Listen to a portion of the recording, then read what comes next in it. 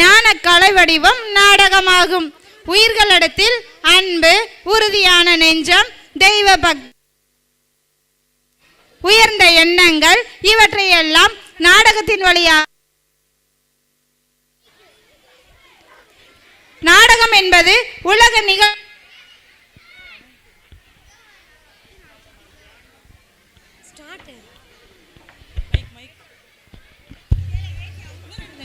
நாடகம் என்பது உலக நிகழ்ச்சிகள்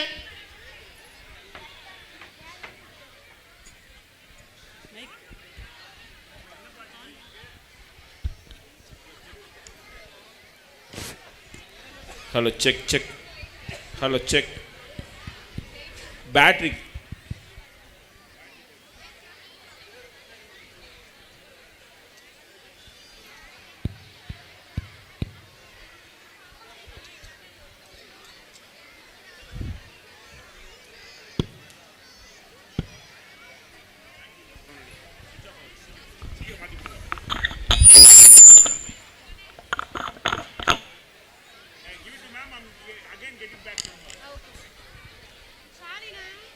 ஞான கலை வடிவம் நாடகமாகும். உயிர்களிடத்தில் அன்பு, உறுதியான நெஞ்சம், தெய்வ பக்தி, உயர்ந்த எண்ணங்கள் இவற்றையெல்லாம் நாடகத்தின் வழியாக கற்பித்தல் வேண்டும். நாடகம் என்பது உலக நிகழ்ச்சிகளை காட்டும் கண்ணாடி. நாடகங்கள் பல உண்டு. எனவே தமிழகத்தில் நடக்கின்ற முக்கியமான 3 பிரச்சனைகளை மையப்படுத்தி இந்த நாடகம் வெளிவருகிறது. மாணவர்கள் மிக அழகாக இந்த நாடகத்தை அரங்கேற்ற இருக்கிறார்கள். எனவே இந்த நாடகம் நகைச்சுவையோடு தொடர்ந்து இறுதியாகத்தான் தீர்ப்பை இவர்கள் வழங்குவார்கள். இந்த நாடகத்தின் பெயர் ஆகா அருமையான தீர்ப்பு. இப்பொழுது நாடகம் தொடங்குகிறது. ராஜாதிராஜ ராஜமாதாண்ட ராஜகுலத்திலக ராஜகம்பீர இரண்டாம் எலிகேசி ரார் ரார் ரார் ராஜா.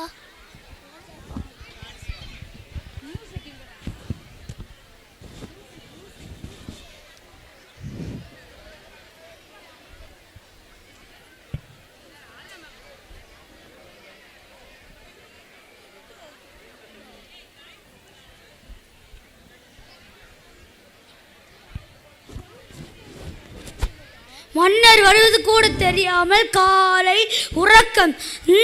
உன்னால் வேலை செய்பவர் கூட கெட்டு போவர்களா?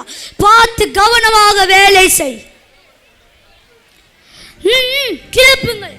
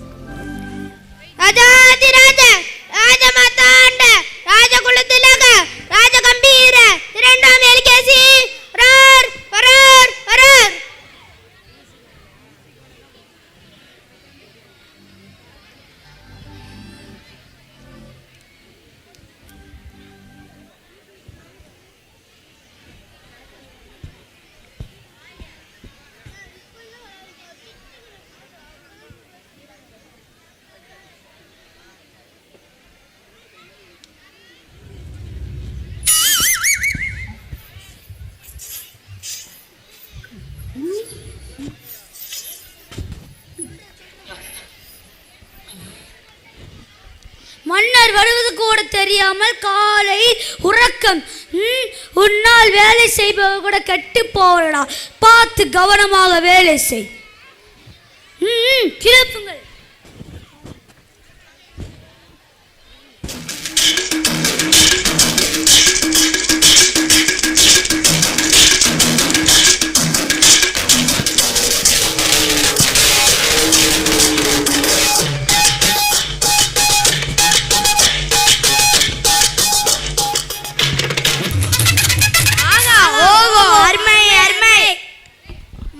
வேணும் மன்னா தூசு. என்னது ஜூஸா? ஜூஸ் இல்ல மன்னா தூசு. மறுபடியும் எடுத்து விடாதடா, மன்னன் பாவம். சரி சரி அமைச்சர்களே, இன்று என்ன விவாதம்? வணக்கம் மன்னா. நம் நாட்டில் 3 பிரச்சனைகள் தலைவிரித்து ஆடுகிறது மன்னா. தலைவிரித்து ஆடினா என்ன?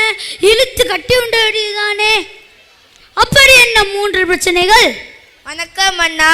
முதலாவதாக கொசு பிரச்சனை. பிறகு வணக்கம் அண்ணா. இரண்டாவதாக அந்நிய பாதங்கள் மன்னா.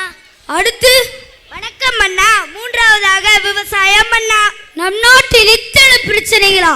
இதுவரை என் காய் கேட்கவில்லையே. யார் செய்த தவறு? சரி, முதலாவதாக கொசு தொல்லையை ஒழிக்க கூறும் உங்களின் கருத்தை. மன்னா, நாம் ஏன் கொசு நசுக்கிவிட்டால் என்ன? அப்படி உன்னை நசுக்கிவிட்டால் என்ன? ஆஹா, ஓஹோ, அருமை அருமை. ஓடி ஒளிந்து விட்டால் என்ன? அப்படியே ஓடிவிடு, திரும்பி இந்த பக்கம் வந்து விடாதே. ஆஹா, ஓஹோ, அருமை அருமை. மன்னா, என்ன? கொசுக்களை பிடித்து அறையில் பூட்டி விட்டால் என்ன? அப்படி உன்னை அறிந்தால் என்ன? ஆஹா, ஓஹோ, அருமை அருமை. அமைச்சரே, தாங்களின் கருத்து?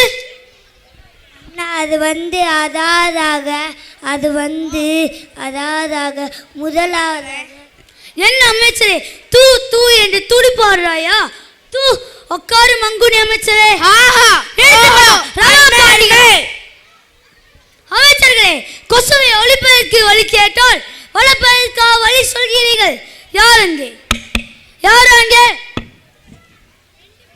வணக்கம் அண்ணா. நம் நாட்டு அவை புலவர் அழைத்து வாரும். ஆகட்டும் அண்ணா.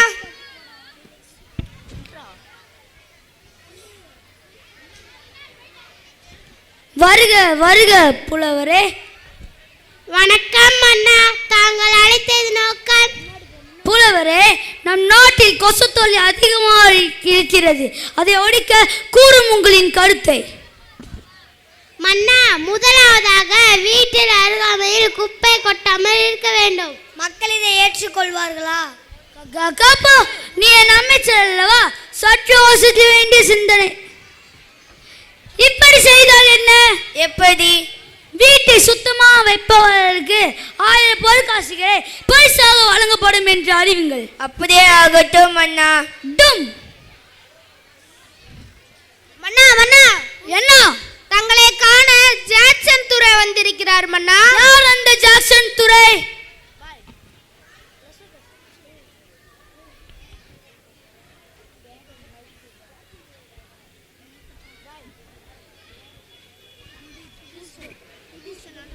மன்னா, போன மாதம் நீங்கள் அந்நிய பாதங்களில் விற்க நீங்கள் அனுமதி கொடுத்தீங்க அல்லவா?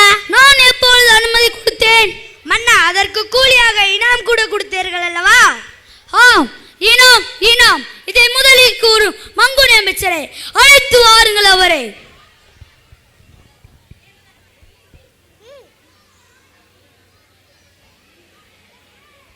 வாருங்கள் வாருங்கள். தங்கள் வந்ததின் நோக்கம்? மன்னா, தங்கள் நாட்டில் எங்கள் பானங்களை விற்பனை செய்ய கூடுதலாக அனுமதி தரப்பட வேண்டும் மன்னா. அதற்கென்ன, நீங்கள் எது வேணாலும் விற்று கொள்ளலாம். ஆனால் எனக்கு தேவை இனாம் இனாம். ஆம், இனாம் இனாம். மிக்க நன்றி மன்னா. டும்.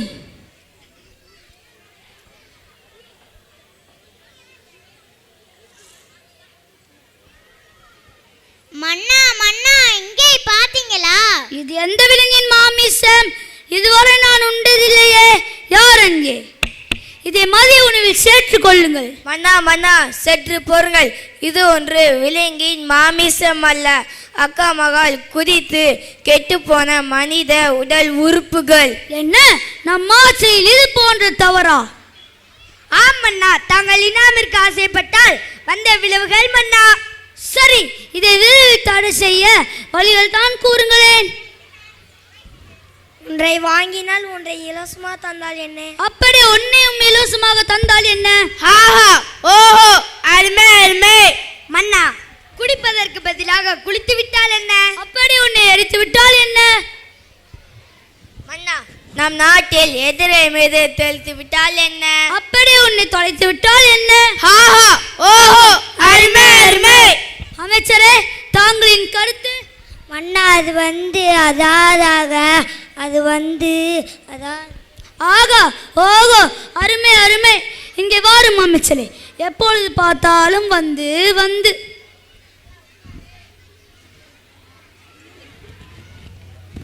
யார் அங்கே? யார் அங்கே? அழைத்து வாருங்கள் தெனாலிராமனை.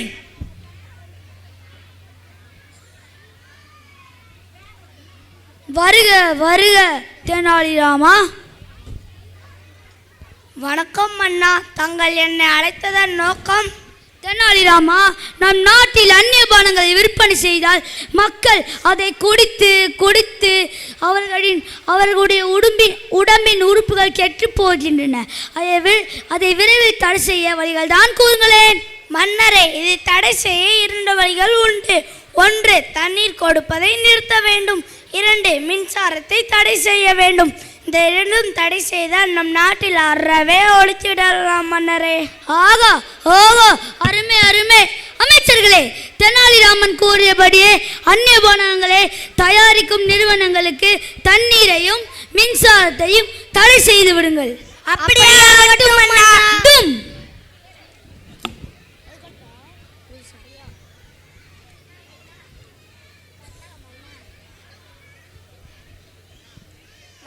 நம் நாட்டில் மழை பெய்யாததால் எல்லாம் வறண்டு உணவிற்கு வழி இல்லாமல் தவிக்கின்றோம் அண்ணா. என்ன, நம் நாட்டில் விவசாயிகள் பட்டினியா? இது என் ஆட்சி களவாவமானம். அமைச்சர்களே, நம் நாட்டு விவசாயம் நம் நாட்டின் முதுகெலும்பு என்றார் காந்தி. அதை போல உடனடியாக நம் விவசாயிகளுக்கு தீர்வு காண வேண்டும். அழைத்து வாருங்கள் தெனாலிராமனை.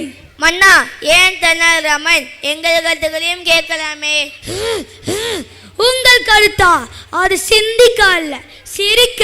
அப்படி என்ன தெனாலிராமனுக்கு புலமை? மன்னரிடமே கேள்வி கேட்கிறாயா? ஏன் நமக்குள் வாதம்? நம்ம தெனாலிராமனிடம் 10 கேள்விகள் கேட்போம்.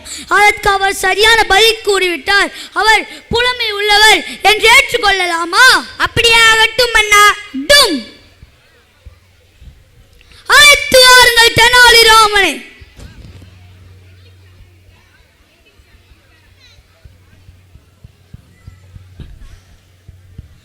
வணக்கம் மன்னா, தங்கள் என்னை அழைத்ததன் நோக்கம்? தெனாலிராமா, உன் புலமையை நிரூபிக்க உன்னிடம் 10 கேள்விகள் கேட்கப் போகிறேன். அதற்கு நீ சரியான பதில் கூறிவிட்டால் நீ புலமை உள்ளவர் என்று நான் அறிவிக்கப் போகிறேன். ஏன் தெனாலிராமா சிரிக்கிறாய்? ஏன் மன்னா? எனக்கும் வருகிறது சிரிப்பு. சரி, கேள்விக்குள் போகலாமா? அமைச்சர்களே, கேள்விகளை நீங்கள் கேட்கிறீங்களா அல்லது நானே கேட்கட்டுமா? நீங்களே கேளுங்கள் மன்னா. பிரிக்க முடியாதது கல்வியும் வில்பாப்பும், பிரிக்க கூடாதது பள்ளியும் பெற்றோரும், சேர்ந்தே இருப்பது புவனா மேமும் திவ்யா மேமும், சேராமல் இருப்பது விஜே மேமும் ஜேபி மேமும், செய்யக்கூடாதது மாதத்துக்கு 3 ப்ரோக்ராம், செய்யக்கூடியது வீக்கெண்டே ப்ராஜெக்ட்ஸ், பார்க்க கூடாதது தொலைக்காட்சியும் கணினியும், பார்க்க கூடியது பள்ளி பேருந்தும் நேரமும், ஆபீஸுக்கு பாண்டிஸ் மேம், பள்ளிக்கு வில்பாப். ஆகா ஓகோ, அருமை அருமை. தெனாலிராமா, நம் நாட்டில் விவசாயிகள் பட்டினியால் வாடுகிறார்கள். அதை போக்க வழிகள் தான் கூறுங்களேன். மன்னரை, விவசாயிகள் மிக முக்கியமானவர்கள். அவர்களை பாதுகாப்ப பல வழிகள் உள்ளது. 1, நிலத்தடி நீரை பாதுகாத்தல். 2, ஏரி குளங்களை பராமரித்தல். 3, கடன்களை உடனடியாக ரத்து செய்ய வேண்டும். 4, விவசாயிகள் உற்பத்தி செய்யும் பொருள்களை அவர்களே நிர்ணயம் செய்ய வேண்டும். 5, மின்சாரத்தை இலவசமாக வழங்க வேண்டும்.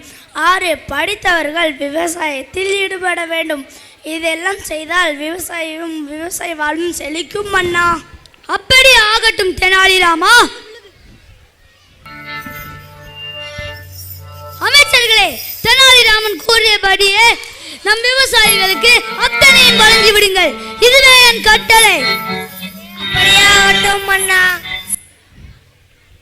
ஆகா ஓகோ, அருமையான தீர்ப்பு.